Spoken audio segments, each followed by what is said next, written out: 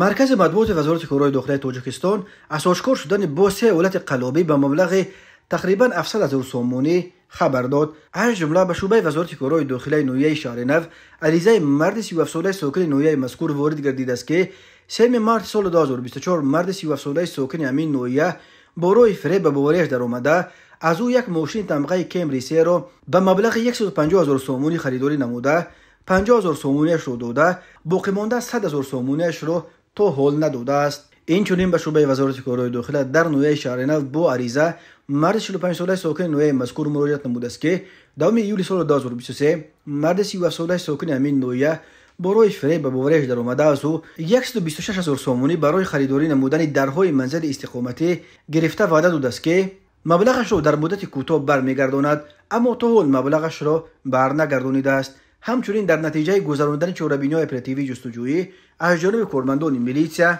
زن 60 ساله ساکن شهر دوشنبه با گمان صادر نمودن کردار قلابی دستگیر کرده شد. گمان برشونده ماه اکتبر سال 2018 با روی فریب به باوری مرد 43 ساله ساکن پایتخت در آمده از او 200,000 سومونی و یک ماشین تمغه مرسدس بنز را به مبلغ 225,000 سومونی گرفته وعده داده است که بر عوضش از محله کلخوز رسیه نویه رودکی منزل استقامتی را به نامش حجتگذاری کرده می‌دهد، اما وعده‌اش را اجرا نکرد و تا حال مبلغش را برنگردانیده است. ضرر رسانده شده به صاحب ماشین 425,000 سومونی یا قریب 40,000 دلار را تشکیل می‌دهد. تفصیلات دیگر این سه قضیه دسترس نیست. وزارت کارهای داخلی گفت اوید بین حادثه‌ها تفتیشات ادامه دارد.